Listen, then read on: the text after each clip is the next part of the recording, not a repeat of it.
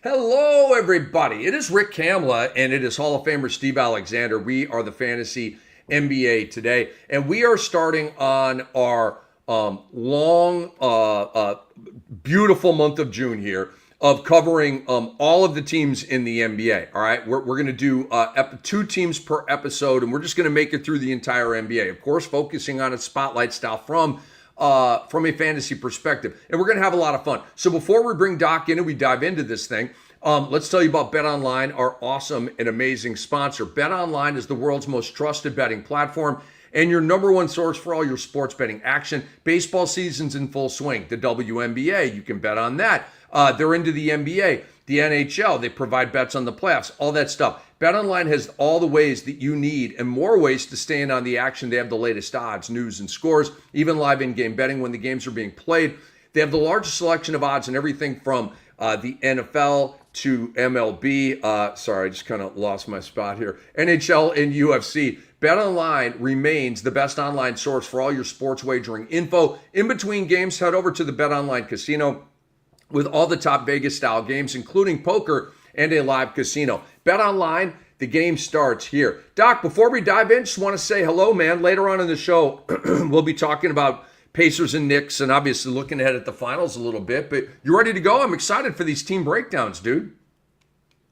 I'm excited about the finals. It has nothing to do with fantasy, but I'm excited that my Pacers made it. And, my prediction of Knicks versus Thunder almost came true, but didn't quite, but it was okay because my Pacers are in there. So, yeah, I've never been more excited to talk about the Washington Wizards and the Utah Jazz, Rick.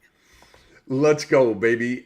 That's who we're chopping up here today. We're going to segments under the team MVP, players who surprised, players who disappointed, offseason outlook, and players to watch for next season. So every team will look at it, through that layering. And I do want to tell you this before we dive in. If you're watching us live on Twitter, just a heads up, not every offseason episode will be available on this platform.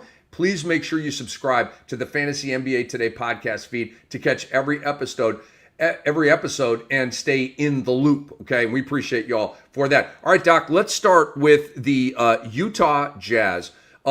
Literally, I love my job. I cherish my job. Probably my least favorite team in the NBA right now because of how they go with the tanking and they never try to be good and shutting all these guys down and ruining careers and blah, blah, blah. Like, I just don't like any of that, okay? I don't want them to have nice things. Come out of this. Come out of hibernation, please, okay? Yo, Bear, wake up. Eat some honey or something. Damn, I don't know, dude. But, this is a joke. All right, so wanted to get that out there, Doc. So we're talking the Utah Jazz here. And let's begin with team MVP. Who was their team MVP last year for you? And I should say fantasy MVP. Well, Rick, I had the Washington Wizards all queued up. So I am going to let you go first here while I get them pulled up. I screwed that up. So for me, the fantasy MVP for the Utah Jazz was Isaiah Collier.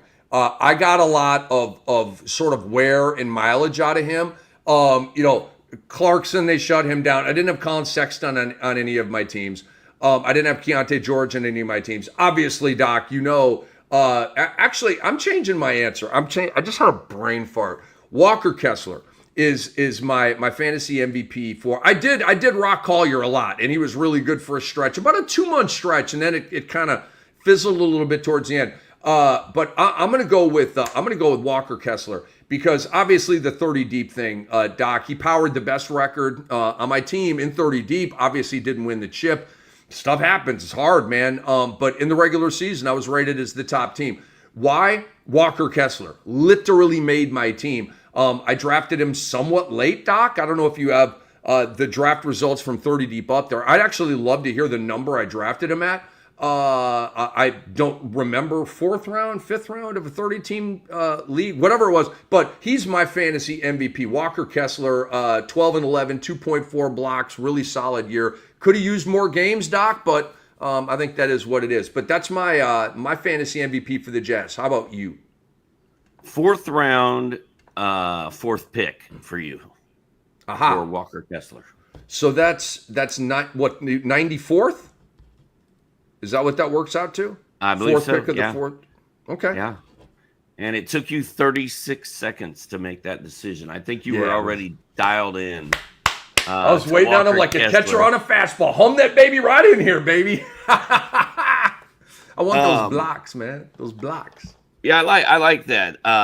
Because in all honesty, there really was not a fantasy MVP on the Utah Jazz. You had Lauri Markkanen who played well, but he only did it in 47 games. I don't care if you're in a roto league or any kind of league. That the 47 games just kills you, right? And the 40 games from John Collins was not very helpful either. The 37 from Jordan Clarkson was garbage. Walker Kessler only played 58 games, but he came back at the end and actually was able to help people win. So he was up there. For me, I think it's Keontae George, just because he played in 67 games and because he scored 17 points a night. The shooting was not great. The stats were not great, although he did average 5.6 dimes. So 5.6 dimes is 17 points. I'm okay with that. I wish he had more steals. But he played in a lot of games. He didn't take a huge chunk of the season off. I had Keontae George late in a lot of drafts. He didn't really help me win anything, I don't think. But he had a pretty good season. He did indeed. All right, so you had Keontae and I had Kessler. So now we move on to players who surprised. And Doc, you'll go first on a lot of these, but I give me that sandwich, man. I want to bite. Filipowski, bro. Give me some Filipowski, bro. Like he was the 31st or 32nd pick, like a very high in the second round pick, right? Like, I mean, he was a hot shot at Duke, no doubt about it. But like, dude, Doc, let me give you his numbers in starts. Okay, he started 27 games, 14 points, 8 rebounds, 2 assists. I like it. He had 40 defensive stats in 27 games, combination of steals and blocks, 40 in 27 games. I like it. He had 41 threes made in 27 games. I like it. On the season, he went 9 points and 6 rebounds in 21 minutes, Doc. Played 72 games, which is a remarkable number on that misguided team. But I'll start there and go. Players who surprised you last year for the Jazz. I think Isaiah Collier was my pick. I did really enjoy Filipowski when he was getting starts and when he was kind of hot. I mean, he was kind of a double-double machine. He would get some blocks. He would get some threes. So I'm with you on that. Isaiah Collier was pretty fun when he got it going. And I wouldn't say he was the most reliable player around, but he did some good things and he was kind of fun. After the All-Star break in his 25 games, he averaged 12.7 assists, 1.1 steals. He's not a three-point guy. He doesn't hit a lot of three-point shots. 0.7 was his number after the All-Star break, but 12.7 dimes and a steal for a guy that likely went undrafted in your league. If you got him on the waiver wire, I think he was able to help teams out late. Yeah, he was, you're getting 7 dimes off the waiver wire, man. Like that was found money for a lot of people. I do, I admire them for playing Keontae George so much and Keontae George for stepping up. Great point about Collier in the threes. He does not provide that yet. He's got to get that part of his game better. As he ascends as a pro, like you're not going to be a big time paid point guard without having a 3-ball, like at least a little bit of a 3-ball. Right now he's got virtually no 3-ball. So I like that, Doc. But Filipowski surprised me. Collier surprised me too, for sure. Players who disappointed on the Utah Jazz, Doc. You go first on this one. Well, I mean, 40 games out of John Collins. John Collins was playing well. Like he was getting a steal. He was getting a block. He was getting rebounds. He was scoring. He was playing very well, but 40 games does not get it done. And then Lauri Markkanen, I mean, I think you and I preseason write him up every year as a disappointment because we know he's going to play in 45 games and then be gone. So I think they were, Collins was actually both, right? He was kind of surprising because I feel like he returned to the form we thought he was going to have a few years ago, and then it flushed it all down the toilet because he didn't play in enough games. He played less than half the season. So I'm going to go with Johnny Collins. So I'm just looking him up here real quick. Doc, John Collins was 43rd according to Basketball Monsters algorithm here. 19 points, 8.2 rebounds, 2 assists, 1 block, 1 steal, 1.5 threes. I like all of this, okay? Not that I care, but 53% from the field, 85% from the free throw line. I bet he shot a good 3-ball. Number 2, they don't have that listed here, but he was 43rd, Doc, in value last year, and that's based on averages, right? Not totals. But his average stat line is damn good. Look, I'm a huge John Collins guy. Have been going back to the Atlanta days. I think he's a really, really, really talented player, and I don't understand why the league is kind of turned off on him. He makes $25 million a year. Everybody feels like he's so overpaid. Dude, those numbers that I just described, that's $25 million. I play him 75 games. You may be really happy with what you get out of him. Anyway, so that was disappointing. I mean, the Lowry Markkanen just let go of the rope. They have completely ruined this guy. Like just gone and forgotten. He's a myth. 47 games played. The buzzkill with Lowry Markkanen, Doc, outside of the games played, he sucked when he played. He shot 42% last year. That's not Lowry Markkanen. He's always like a high efficiency guy, right? 19 points a game. Just brutality, dude. Brutality. Once they sort of, all right, throttle down with the boat, all of these guys are going to play better. Because, okay, here we go. We're actually trying to win here. Everybody knows there's a dark cloud. We suck. We want to suck. And it just, what a horrible way to go to work every day, man. So, all right, so let's get into offseason outlook here, Doc, for the Utah Jazz. And let me give you the lay of the land free agent-wise. They have John Collins has a player option, Doc, at 25 or 26 million. And I don't know if he'll pick that up or not, honestly. Let's have a little conversation about that. Micah Potter and Oscar Shibwe are two-way players, so they have a decision to make with those guys. And then one more little tidbit. Clarkson and Sexton are entering the final year of their deals, makes them more tradable. And if Collins picks up his option, then he'd be in the final year of his deal, and he would be more tradable for the Utah Jazz if they decide to go that way. So talk to me about that, Doc. And with John Collins, like, does he leave 25 mil on the table to go make another nice number somewhere else to get the F out of Utah, or do you think he takes that $25 million bag? I mean, like you said, the numbers he put up last year are more than 25. Like, I think he can make more money and get out of Utah. I don't know if NBA executives are going to be buying into what John Collins is selling, but I doubt John Collins is buying into what Utah's selling. So I kind of think he's going to turn it down and enter the market. One thing about the Jazz is this is Danny Ainge's team. Danny Ainge, you would have thought by now would have put something together that would be fun to watch and playoff bound and competitive, and it's just not happening, and they're literally no man's land. Like, nobody nationally wants to watch the Jazz. I don't think people really care about the Jazz. People are like, oh, Larry Markkanen is my favorite player. He's not. And they just don't have a lot of selling power on that team. So I don't know, man.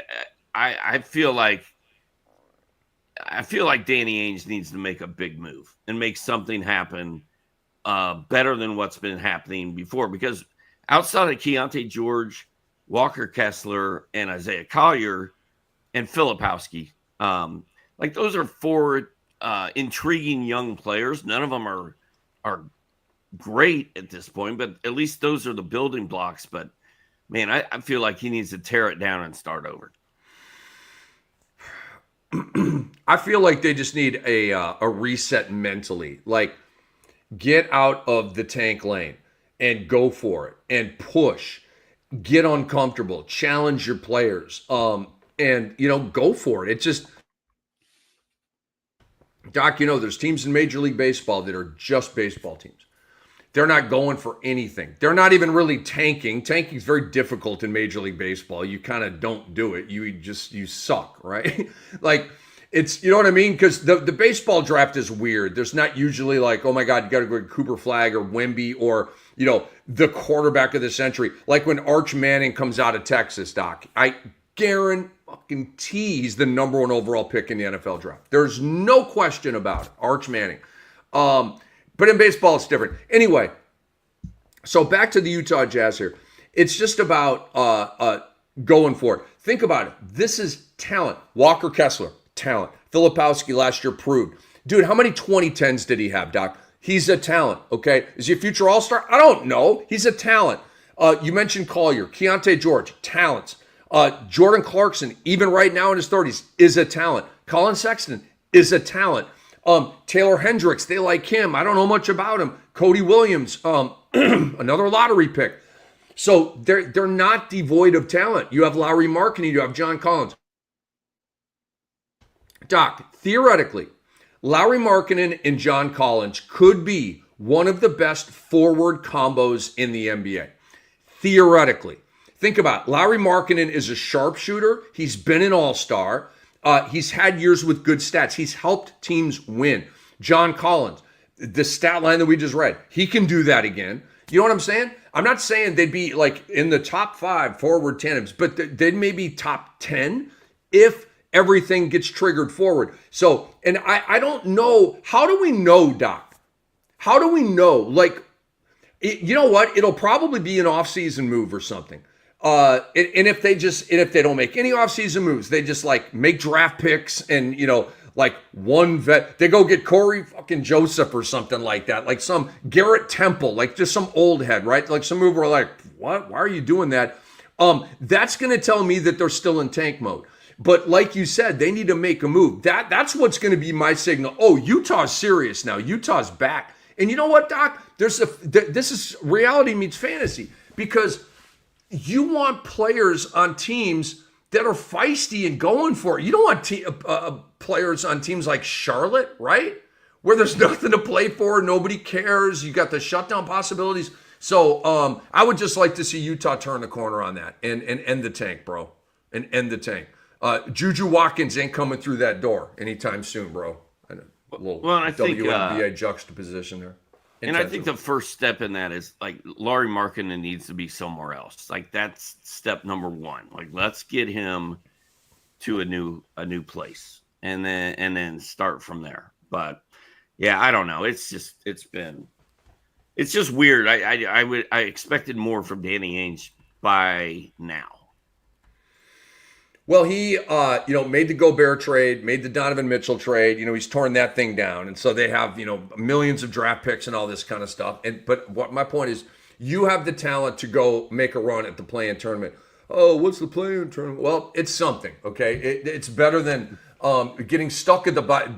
Hey, they've been tanking through the Wemby thing and the flag thing. Did they get either of them? No, they did not, okay? So stop thinking that you're going to like hit the lottery, because you're not. And so now it's time to go out there and play. All right, players to watch, Doc, as we get to the last segment here for the Utah Jazz, who we're keeping a close eye on and this kind of thing. Obviously, Isaiah Collier is a guy for me, Doc. I'm not going to say I have my eye on Walker Kessler. We know who he is, what he can do. And, Filipowski either, because he's going to be a backup to start the year. Collier's very interesting to me, Doc. He'll make improvements. Maybe the 3 ball is like, wow, look, he's really popping threes right now. Okay, so that's all intriguing. And then the lost but not forgotten Taylor Hendricks. He was like the 6th or 7th pick in the draft, right? When they took him on draft night, 2 years ago. He played 3 games, Doc, started all 3 games at the very beginning of the season. So it seemed like Utah had a plan for Taylor Hendricks. And I presume after missing the entirety of this year that he will be right for the 25-26 season. But those are the guys I'm watching here for Utah. Same. Walker Kessler, I think, is a watch guy. He showed so much promise 2 seasons ago, and then the season before this one, he ended up being a huge disappointment, let everybody down, and then he kind of bounced back this year. Like, can he build on that and be better? I think everybody in Utah should be excited about Isaiah Collier. He looks fun. Kyle Filipowski, as you mentioned, he could be really fun. And then Keontae George just needs to keep improving, getting better. I mean, it would not shock me if 2 years from now, Keontae and Isaiah Collier were making up one of the better young backcourts in the league. Keontae, I'm warming up to him. I am. He's on my radar for next year, dude. He's on my. It's got to be the right spot. Not going to reach for him, but he's on my radar. I like the PRA, and I like the 3 balls for Keontae. So guys, want to encourage you to check out our season wrap series posted on Sports Ethos. We've got articles already published, so we want you to check that out. We are taking you on the Fantasy NBA today. Rick Kamla, Hall of Famer Steve Alexander, with the greatest producer in the business, even though he says he's not a producer, but he actually is a producer, Andre Lamouche. He's behind the glass doing his thing. Juggling plates, I think, right now, with pots and pans. Not quite sure. But Doc, so we're 1 team down. Okay, we're doing a 30-team breakdown here from a fantasy perspective with these segments that we've been taking you through. So 1 team down, we got 29 to go. So let's get cracking. Let's talk about the Washington Wizards. I don't know, Doc. For me, like, it's an overall upgrade over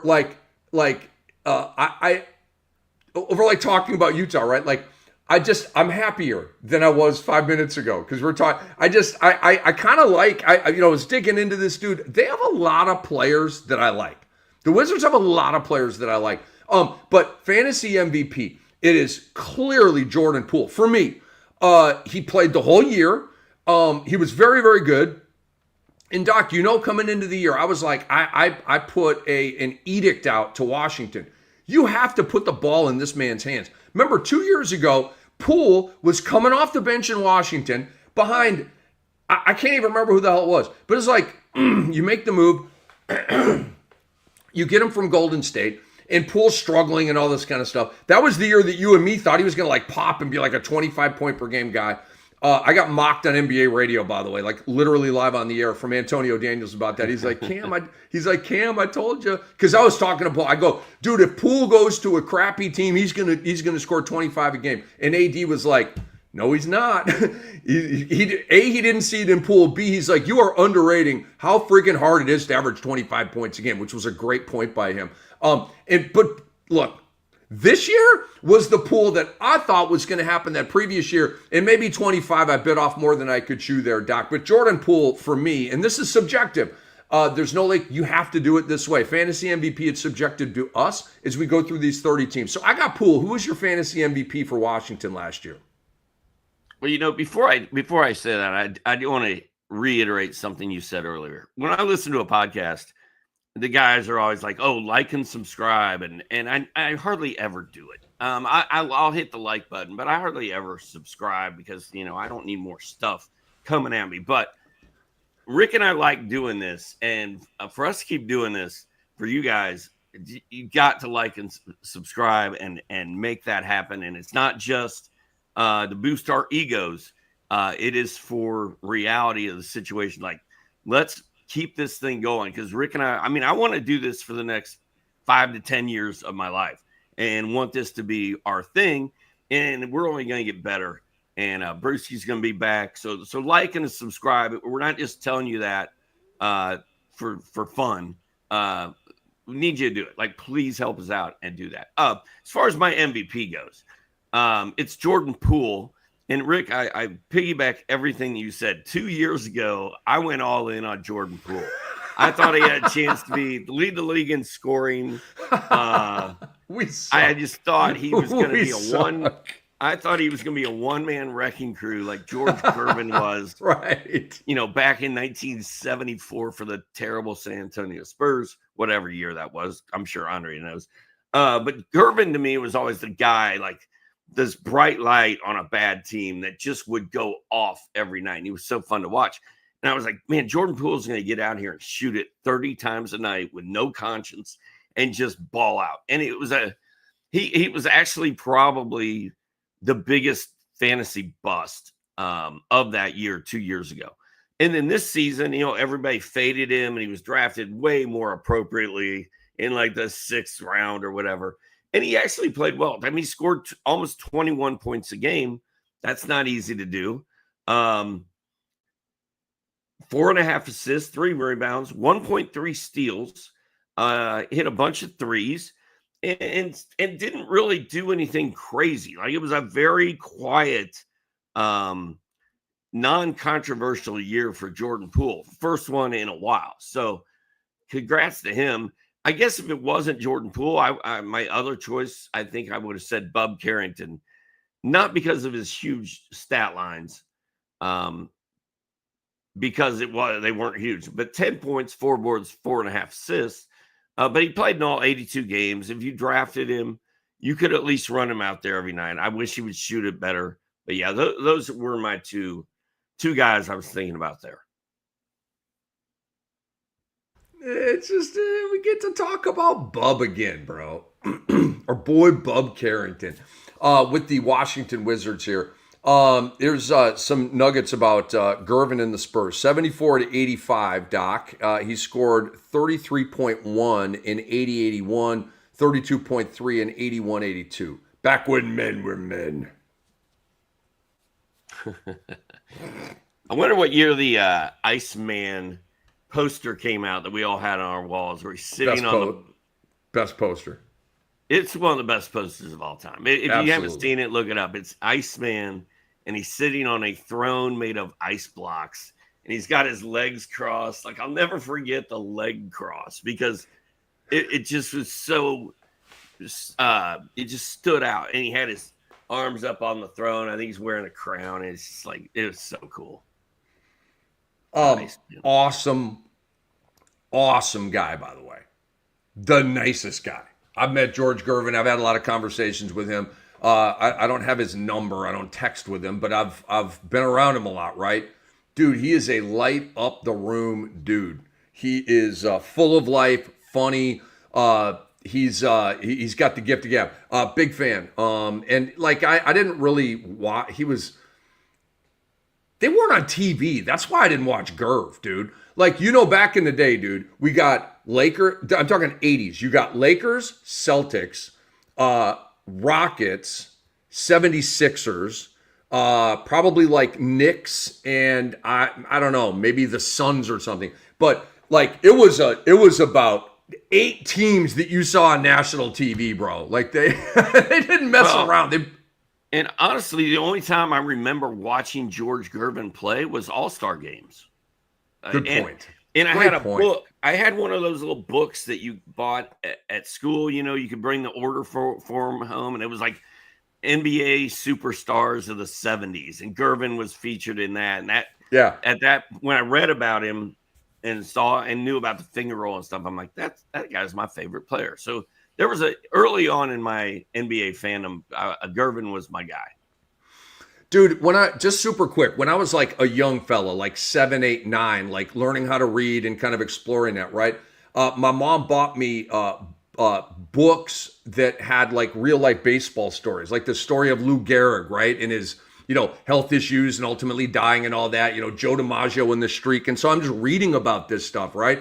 Not watching video on it, not going to Baseball Reference, just reading the stories of it, right? How Mickey Mantle tore his ACL on a frickin' like water spigot in the outfield, right? Like Mickey Mantle, like one of the absolute giants and goats of the game, like wrecked and he was never the same after that, right? And it was just some water thing in the damn outfield. So all these little stories, right? It's just a memo to you kids out there, all you young fellas and young ladies. You can still read and get smart. All right, back to work here. Players who surprised. Doc, as we transition here. I'm not going to put the pool thing didn't surprise me. It was like I kind of foretold it with they got to put the ball in his hands, make him the one, blah blah blah. So again, he was my fantasy MVP, and but Alex R, Doc, surprised me a little bit. The numbers were better than I thought, and the percentages sucked, obviously, but really good fantasy goal, blocks and threes, and I knew that was his skill set, but I didn't know it would translate right away. Alex R proved me right when I said he is the top talent in this draft and should be drafted over Zach Risachet. But anyway, he surprised me a little bit. He was even better than I thought he was going to be. And then I'll say this guy and check up, Doc. Keyshawn George, man. Keyshawn George did not. I knew he's from Miami. He came out with a reputation as a shooter. Deep pick in the first round. Starts. I just loved. It was like 1-1-1, it felt like every game. You look at his boxes, 1 steal, 1 block, 1 or 2 threes, and he's only going to build on that. So those two guys stand out as players who surprised. How about you? Yeah, I like both of those. I was going to go with those.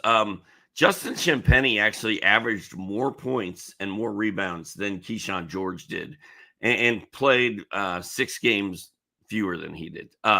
Justin Champagnie can play, and he never really got a big opportunity this year. But I kind of like him. Tristan Vukcevic, when he got run and when he got a chance to play, he looked pretty good. He passed the eye test. Jonas Valanciunas and Alex Sarr were always in his way. But when Vooch got some run, he looked pretty good. So I kind of like what the future holds for him if he can get enough minutes. And then Bilal Coulibaly surprised me in the other way. I kind of thought for the second year in a row, he was not as good as I thought he was going to be. But he's still got a friendly fantasy friendly game. And I think there's still time for Coulibaly to turn around. So there's lots of young, interesting players on this team, but collectively, they're just still a huge mess.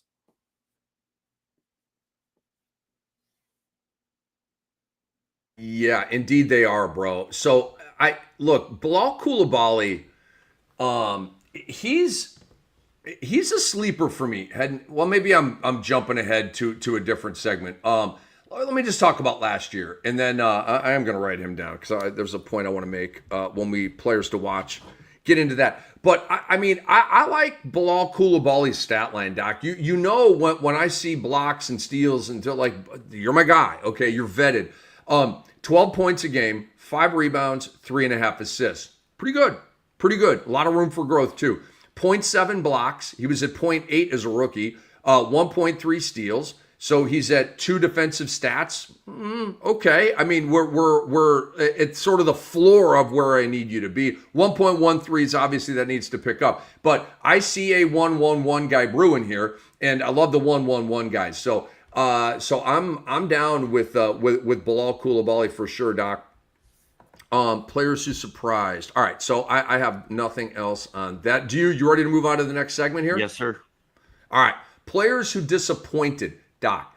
Fell below expectations, and all that kind of stuff. I'll let you go first on this. Who disappointed you from the Washington perspective last year? Kyle Kuzma, Malcolm Brogdon, Corey Kispert, Chris Middleton, Marcus Smart. It's a long list. Just pick a veteran. Pick a veteran, any veteran not named Jordan Poole. Kuzma was kind of a mess.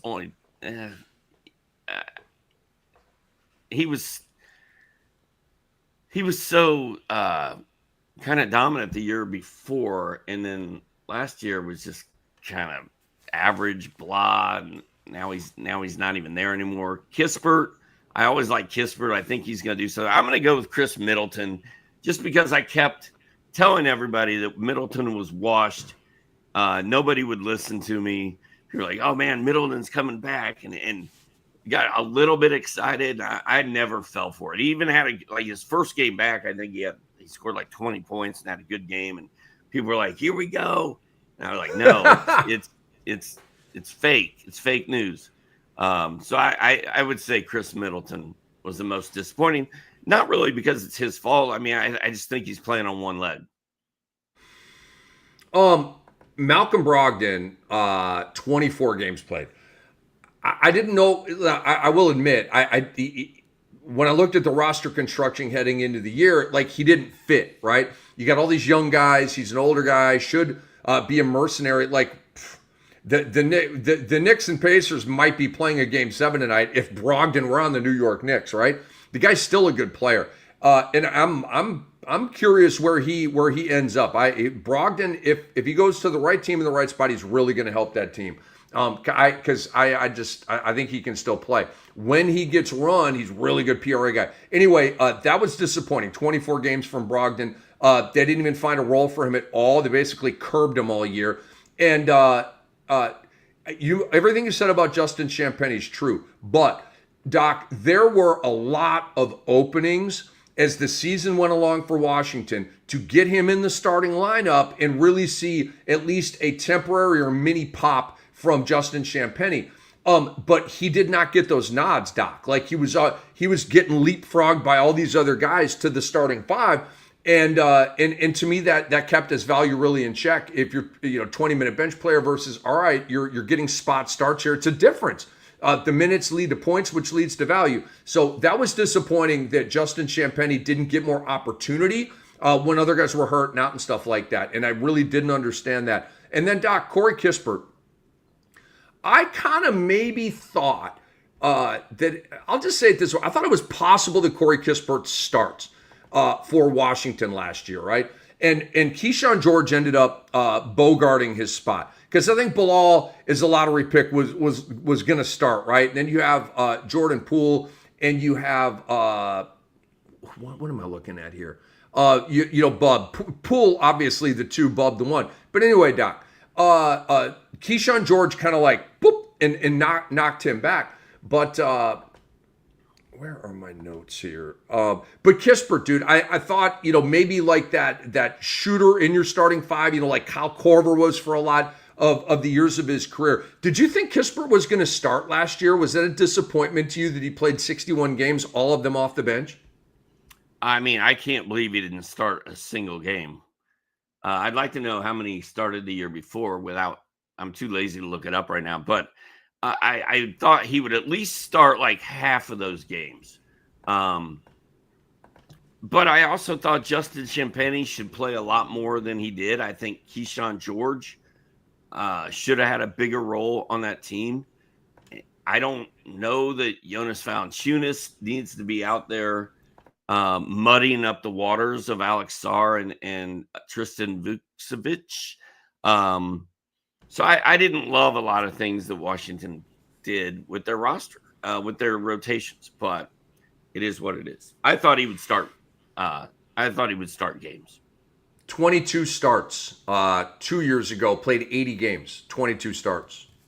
So yeah, and I mean that gave us promise and hope for this coming season. And he was good. He was a silly season hero down the stretch, wasn't he, that year? Yeah. I was rolling with him. Popping threes, hitting 20-point games. Like I was like, Kispert's. And then I believe they paid him. Do I have that on my? Well, in this Probably year, do. Yeah, 4 years and 54 mil. They paid the man. Yeah, and this year it was less than 12 points, and then absolutely nothing else to go with it. 3 boards, 1.7 assists, 0.4 steals. Like there's just nothing there. Like he was unrosterable. That's so Doug McDermott, right? That's so Doug McDermott. Doug McDermott, probably a hell of a guy. Nice player, but not a fantasy friendly guy at all. All right, let's move on to offseason outlook here as we make our way through our conversation about the Washington Wizards. We are spinning you around the league, doing all 30 teams from a fantasy perspective. This is how we spend our summer when we're not at the beach or the pool and having some fun. Anyway, the Wizards free agents this summer, Doc. Malcolm Brogdon, UFA, he won't be back. JT Thor, restricted free agent. Tristan Vukcevic, restricted free agent, who there's no way they let him go. And then Chris Middleton, player option. Middleton is going to be back, Doc. I hate to disappoint you if you have other ideas on this, but Chris Middleton has a $34 million player option. I would literally. Anyway, I would bet a lot of money, dude. I would bet a lot of money on that happening, man. I would. He's Chris Middleton's going to pick up that option. $34 million, dude. You think another team's going to pay Chris Middleton $34 million right now? Nope. No, he has to pick it up. That's free money. And that's the thing about Middleton. Like he only played in 14 games last year. And he started in all 14. Like, come on.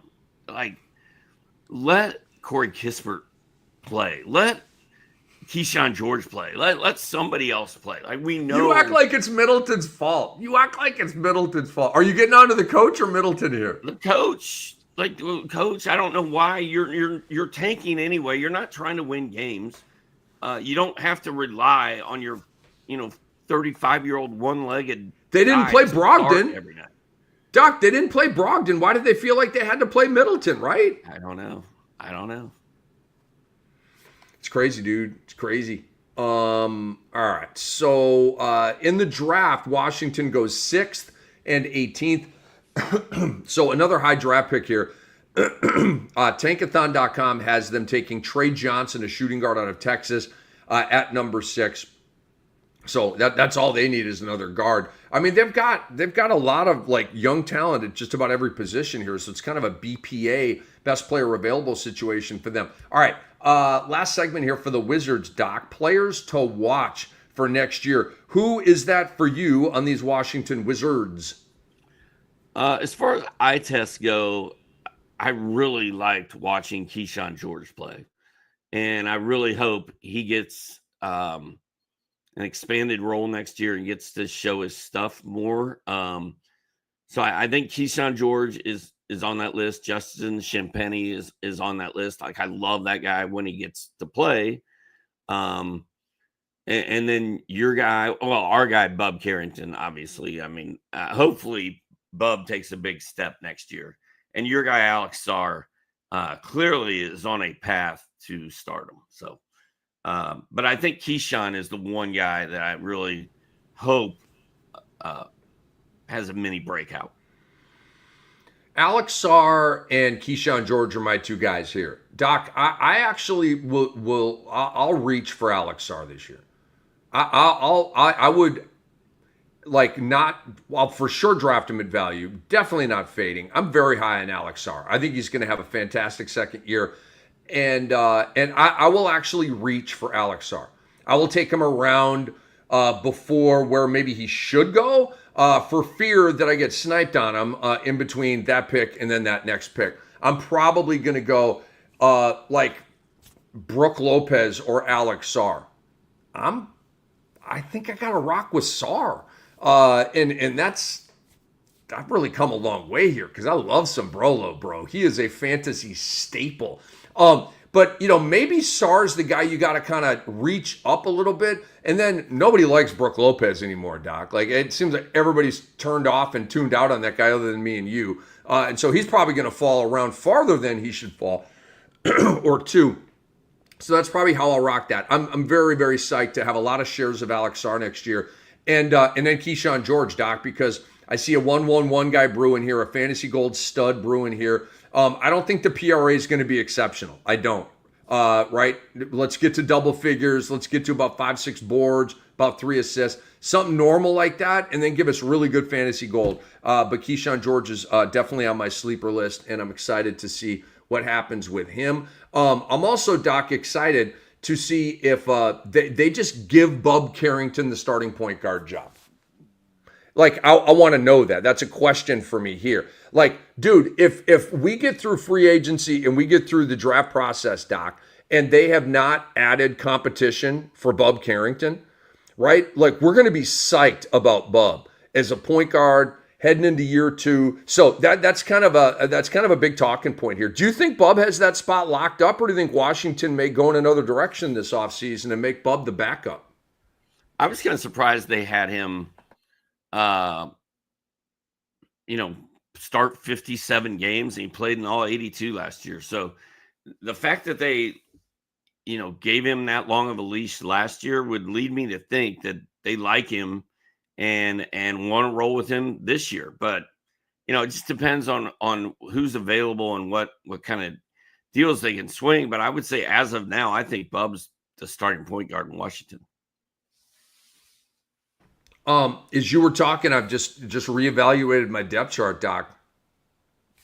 Right now, there's no competition for Bub Carrington. The only competition is, Doc, usage rate with Jordan Poole. But in terms of competition for the starting point guard job, there's nobody else. Kispert's not getting, I mean, he's a shooting wing. Bilal Coulibaly is not a point guard. He's a wing. Keyshawn George is a wing. Justin Champagne's a wing. Middleton's a wing. You have, Vucevic, Holmes, and Sarr. They're bigs. And then you have just kind of junk stuff. A.J. Johnson, the first round pick that Milwaukee immediately gave up on. Still assessing what he is. Is he a 1? Is he a 2? What's kind of going on there? So he lingers, but Bub clearly was prioritized and higher on the pecking order than him last year. And A.J. Johnson didn't do anything to me to disrupt that. So there you go, fellas and ladies. The Washington Wizards, 2 down, 28 to go. With our fantasy breakdown of all 30 NBA teams. Doc, let's do a little playoff check-in and an opportunity for you to gloat a little bit. We'll talk OKC and Indiana for sure. But your Pacers beat the New York Knicks, Doc, and it was kind of cool. I'm Saturday night, I was out and about, as I'm wont to do. So I did not live bet that game. However, I did put a honey bean on Indiana -4 before I left the crib, Doc. And it was cool. Like, I'm out, seeing shows and running around with my buddies and stuff. And, it's like midnight. Maybe you got a little cocktail in your hand. You go, oh, what about that? And then, and then you see, oh, boy, that bank account looks good right now. That bank account looks good, dude. Did you monetize the Pacers' victory in Game 6? A little bit, but not a lot. Dude, it was one of those things where, part of the reason we bet on games and it's fun to bet on games is so that you have interest in a game that you wouldn't normally have interest in. I was so nervous about Game 6 that my family was all out of the house and I was sitting at this desk by myself in silence with nothing but that game on.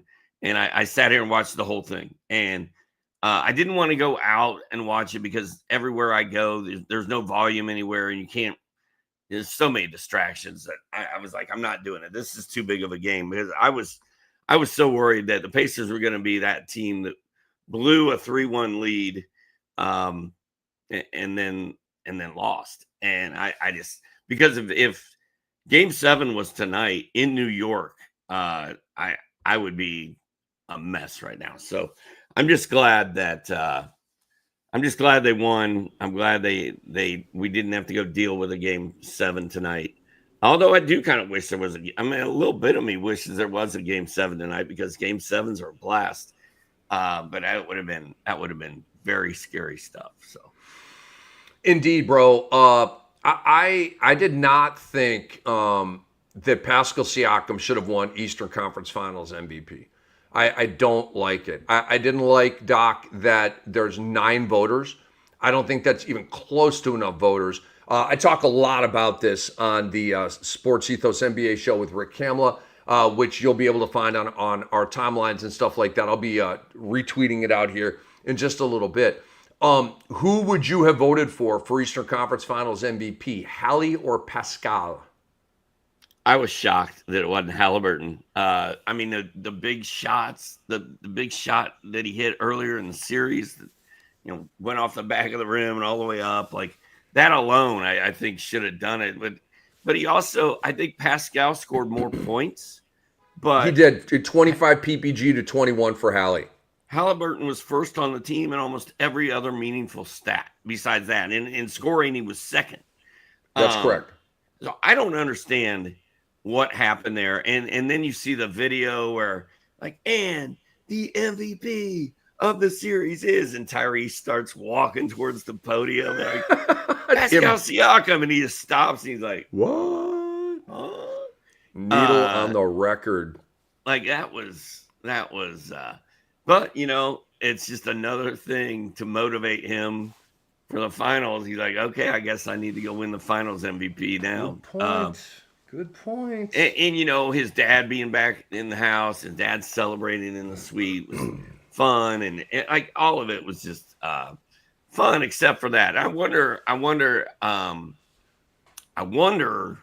what Halliburton's true feelings are about that snub, because I think even Pascal Siakam was like, really? Is it me? Because he had those 3 30-point games. But, Halliburton was the MVP of that team. And he is the MVP of that team. And and you take him off that team and they're toast. So that was very weird to me. And I still don't understand how it happened. Agreed, bro. Agreed. But it's an award. We have these debates. Now we move on. OKC and Indiana, Doc. 2 small markets. I don't usually care about ratings. Like if there were 2 like big time teams here, if New York were playing the Lakers, for example, like I wouldn't even be talking about this right now. But because it's OKC and Indiana, I am really, really, really curious to see what the ratings say on this. And if we get the historically low rating, or if the ratings are really, really good and America plugs into 2 Midwestern teams here, Doc, that's fascinating to me. But let's talk basketball. I got OKC in 6, Doc. I'm going to give Indiana 2. I lean more to the 5 side than the 7 side. I kind of want to say OKC in 5, but I've got a lot of belief in Indiana. What they built, they've got the magical touch, bro. I mean, they pull the rabbit out of a hat a lot. I don't think they're going to do that against OKC, but they might. So that might is leading me to build in a couple of games. I got OKC in 6. How about you? Yes, I like the idea of betting Oklahoma City in 6 at plus 450. Whoa. OKC plus 6 is plus. OKC in 6 is plus 450. I believe so. Dude, I believe so. Because you have to you're trying to get the games perfect. It could go 7, it could go 5, it could go 4. So I think it's for OKC to win 4-2, I believe it's 450, and then for the Pacers to win in 7 is plus 1200. And here's the thing about Indy. I feel like this is a team of destiny. And you've had all these weird things happen all the way through the playoffs. You have the New York firefighter getting beat up by New York fans, and then they bring him to Indy, and hell, he probably lives there now because he treated him so well, and he had the trip of a lifetime. And then you've got Halliburton's dad. You've got Halliburton as the most overrated player in the league. You said all this stuff. You had the shot that goes off the back of the iron and all the way up and back down for the apparent win, and ends up taking him to an overtime win. You had all the last-minute shots that Halliburton's hit this season. You have Siakam playing the best ball he's probably ever played. You've got Carlisle like, hey, I know we're a 10-point dog in game 1, but I don't care. We're going to go out there and try to win that game. So I don't really put anything past the Pacers. I think smart money is on the Thunder. I like the number that you picked in 6, but I also don't hate. If the Pacers win, it's probably going to be in 7 games.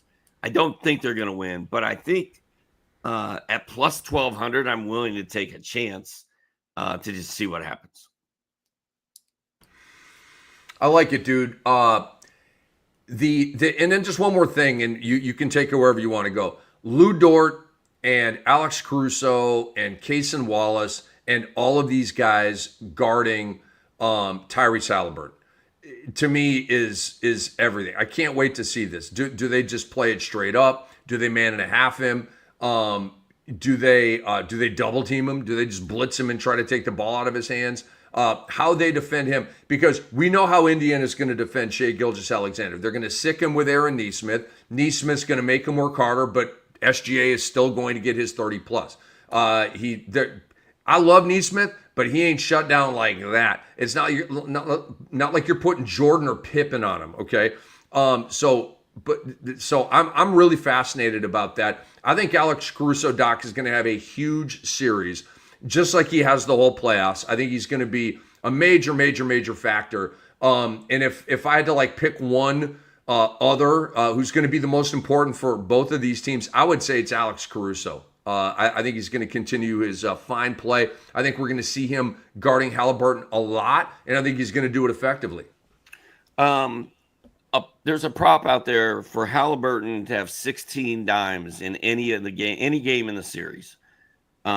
16 is a lot of assists, but I mean, those guys are going to be draped all over him, and he's going to have to be passing the ball a ton. So I don't think it's out of the realm of possibility that he could have a 16 assist game in the series. That's at plus 265. I kind of like that too. And then two other things about ratings. What's the thing we always hear from old guys who don't watch the NBA anymore? Number one, they don't play defense. Nobody plays defense. I miss Larry Bird and Magic Johnson. Well, guess what? Both of these teams play defense. So there's one thing. Two, they're both so young, and they were both built pretty much organically. Like, these guys have all been with these teams for a while. Halliburton came in from the outside, but that was a while ago. And we've got two teams who've kind of been true to what they are, and they've been built the same way. And they're the two best teams in the league since January. So you got that. They're also the first two teams to meet in the finals, not over the luxury tax. So they did it the right way. And they've done it by developing this youth. And I think if people watched the playoffs, they were rooting for Oklahoma City. They were rooting for Indiana. They didn't want to see the same old teams in there over and over again. So I hope, my hope is that the ratings are good and that people are like, man, the NBA's kind of, I don't feel like these teams just stand out there and jack up threes all day. Even though they do. And then there's the whole SGA narrative. Oh, he's a foul baiter and he's going to shoot. And he does shoot a lot more free throws than anybody in the series, but I'm okay with that. So I'm excited about it. I think it's going to be fun. I expect Oklahoma City to win, but I'm not just going to write off my Pacers. I'm just not. That's why I'm at 6 games and not 5. I feel like 5 games, you're kind of writing them off a little bit. You're saying, wow, this is going to be a disaster. I think we may get some thrills and chills. I just, the Indiana thing is strong, dude. It's back-to-back years in the East Finals. Now they're in the NBA Finals. They're obviously a legitimate team. You got to give them the credit that they've earned and now deserve. One more time. Before we get out of here, if you are watching us live on Twitter, just a heads up, not every episode will be available on this platform. Please make sure you subscribe to the Fantasy NBA Today podcast feed to catch every episode and stay in the loop because we got you like that. So for Andre Lemouche, for Hall of Famer Steve Alexander, I am Rick Kamla. We appreciate you guys so much. Please retweet this on your timeline. Let everybody know what your boy Cam and your boy Doc are saying about Utah and Washington. We got our 30-team breakdown, which began with this show. So let everybody know the killer work we're doing over here at Sports Ethos. We'd really appreciate it. Go to sportsethos.com, subscribe to our work, download the app from your favorite app store, the Sports Ethos app. It's free, and it gives you blurbs on MLB, NFL, and NBA as well. We are out for now and want to shout out our sponsor, BetOnline. We thank them for presenting the show to you. Bye-bye.